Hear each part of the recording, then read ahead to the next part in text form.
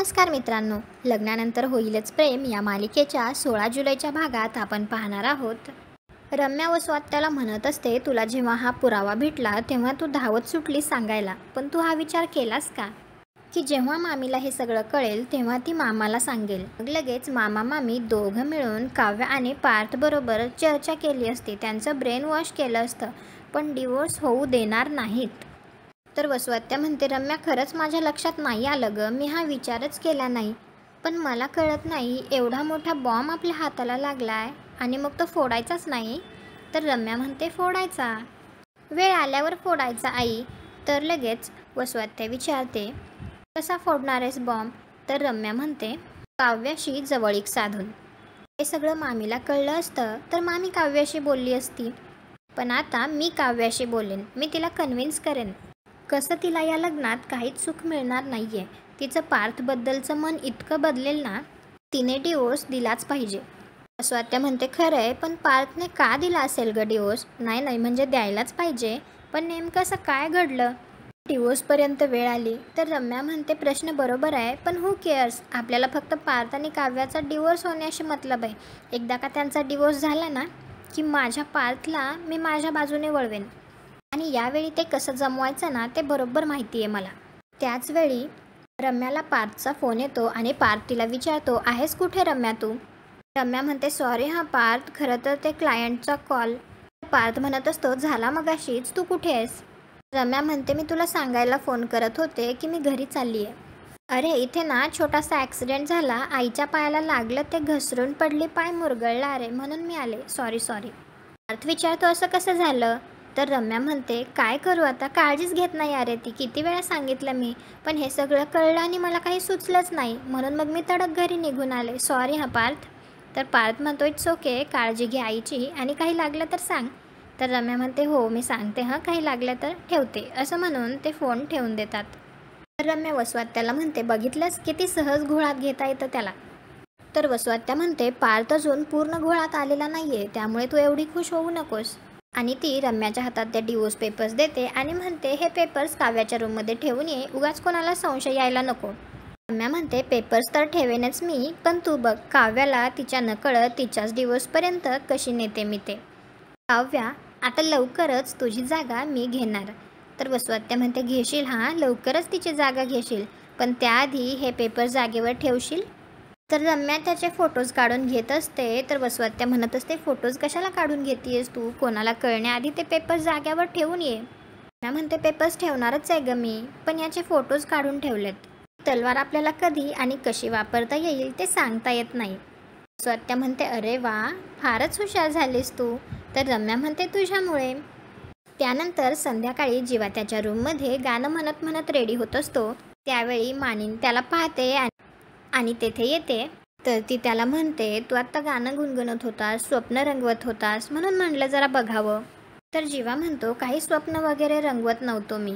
तर आई म्हणते, अरे काय हरकत आहे, रंगव की स्वप्न, थोडा परफ्यूम वगैरे मारून कुठे चाललायस? तर जीवा सांगतो, मी नंदिनीला बाहेर जेवायला घेऊन चाललोय. नाही ॲक्च्युली ती मला जेवायला बाहेर घेऊन चालली आहे. आई म्हणते, तरीसुद्धा अरे वा, छान प्रगती आहे म्हणायची.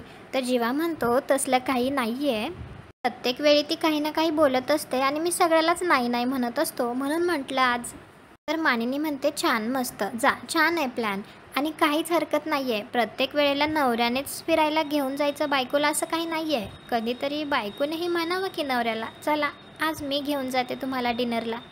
माहिती आहे नवऱ्यांनासुद्धा वाटतंच आपलेही लाड व्हावे, कधीतरी कोणीतरी आपल्याला फुलं द्यावी, कधीतरी आपण शेजारी बसून खिडकी बाहेर बघावं आणि बायकोने ड्राईव्ह करावं, हो की नाही? जेव्हा म्हणतो, नवऱ्यालाच कशाला, सगळ्याच पुरुषांना कोणीतरी आपल्याला पॅम्पर करावं असं वाटतं. मग ते लाड आईने करू दे, बहिणीने करू दे, किंवा मैत्रिणीने करू दे. तर मानिनी लगेच म्हणते, अच्छा, म्हणजे तुला मैत्रीण घेऊन चालली आहे का बाहेर, कुठे आहे नंदिनी?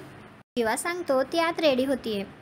तर मानिनी त्याला म्हणते, तू पण लवकर रेडी हो हां, जर मुलींना वाट बघायला लावली तर नंतर आपल्यावर उलटतं. जीवा म्हणतो, बाबांवर बरेचदा उलटलंय वाटतं. तर मानिनी लगेच म्हणते, शान्या, लक्षात ठेव, माझ्या नंदिनीला जर वाट बघायला लावलीस तर याद राख. जीवा म्हणतो, तुझी नंदिनी? तर मानिनी म्हणते, तुझी नंदिनी, ठीक आहे? जीवा, तू आणि नंदिनी छान उत्साहाने जेवायला बाहेर जाताय हे बघून खरंच खूप छान वाटलं. उगाचच वसुताईंना वाटतंय की तुमच्या संसारात काहीतरी वादळ वगैरे येणार आहे. तर जीवा विचारतो काय, तर मानिनी त्याला म्हणते तू लक्ष देऊ नकोस रे, आत्याचं माहिती आहे ना तुला, तुम्ही जा एन्जॉय करा. असं म्हणून ती रूमच्या बाहेर निघून जाते. आणि त्यावेळी जीवाला तेथे रीळचा बॉक्स दिसतो. तर ते पाहून जीवाला आठवतं की नंदिनीने एकदा त्याच्या शर्टला गुंडी लावलेली असते आणि जीवा त्याच आठवणींमध्ये हरवून जातो. जीवा मात्र खूप जास्त खुश होत असतो. जीवाला नंदिनीच्या मागच्या झालेल्या सगळ्या आठवणी आठवत असतात आणि तो त्यामध्ये पूर्णपणे हरवून गेलेला असतो. तेवढ्यातच नंदिनी रेडी होऊन येते. तर जीवाची नजर तर तिच्यावरून हटतच नसते, तो तिच्याकडे पाहतच राहतो. इकडे काव्यासुद्धा रेडी झालेली असते. तर पार्थसुद्धा काव्याकडेच बघत असतो. काव्या त्याला खुणावून कोणते इयररिंग्स घालू म्हणून खुणावत असते. तर पार्थ तिला सांगतो. तर काव्या त्याच्या आवडीचे इयररिंग्स घालते. पार्थसुद्धा काव्याच्या आठवणींमध्ये रमून जातो आणि त्याची सुद्धा काव्यावरून नजर हटत नसते. इकडे जीवा नंदिनीच्या बाबतीत सुद्धा असंच काहीसं असतं. तर नंदिनी जीवाला म्हणते निघूया का. तर जीवा नंदिनीचा हात धरतो आणि तिला 1 मिनिट असं खुणावतो आणि तिचं ते घड्याळ घेतो आणि जीवा ते घड्याळ नंदिनीच्या हातात घालतो. त्यानंतर नंदिनीसुद्धा जीवाच्या आठवणींमध्ये रमून जाते आणि ते दोघे निघायला लागतात. चालत असताना नंदिनीचा तोल जातो. तर जीवा तिला सावरतो. इकडे काव्या आणि पार्थसुद्धा निघालेले असतात. इकडे खाली विक्रम डिनरसाठी बसलेला असतो. त्यावेळी तो मानिनीला विचारतो डिनरसाठी एवढे कमी जण. तर मानिनी सांगते मिथुन भाऊजी कधी नव्हे ते लग्नाला गेले आहेत ना, मंजुताई आणि श्रेयासुद्धा त्यांच्याबरोबर गेल्यात आणि आपली रम्या काहीतरी सेलिब्रेट करायला पार्टी करते म्हणे मैत्रिणीबरोबर. तर विक्रम म्हणतो आणि आपले घोडे. तर मानिनी लगेच म्हणते आपले घोडे तळ्यावर गेलेत पाणी प्यायला. आज पार्थ काव्याला लॉंग ड्राईव्हवर घेऊन गेलाय आणि नंदिनी जीवाला डिनर डेटवर.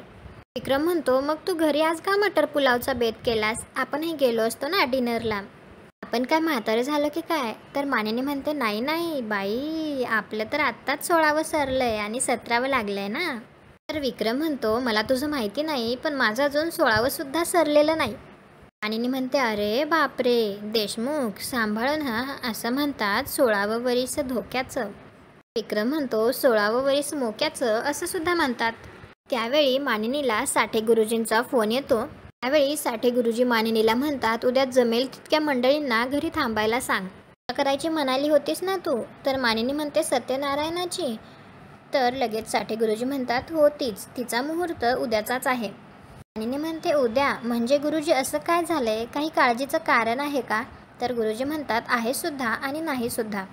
बघ हे सगळं बोलत बसायला वेळ नाहीये, मी तुला पूजेच्या साहित्याची यादी पाठवतो, सगळी तयारी करून ठेव. एखादी वस्तू नाही मिळाली तर मला कळव, मी येताना घेऊन येईन, पण ही पूजा उद्याच संपन्न झाली पाहिजे. मानिनी म्हणते बरं बरं. तर विक्रम लगेच म्हणतो लगेच बरं काय म्हणतीयेस, मुलांना विचारून सांगते असं म्हण ना.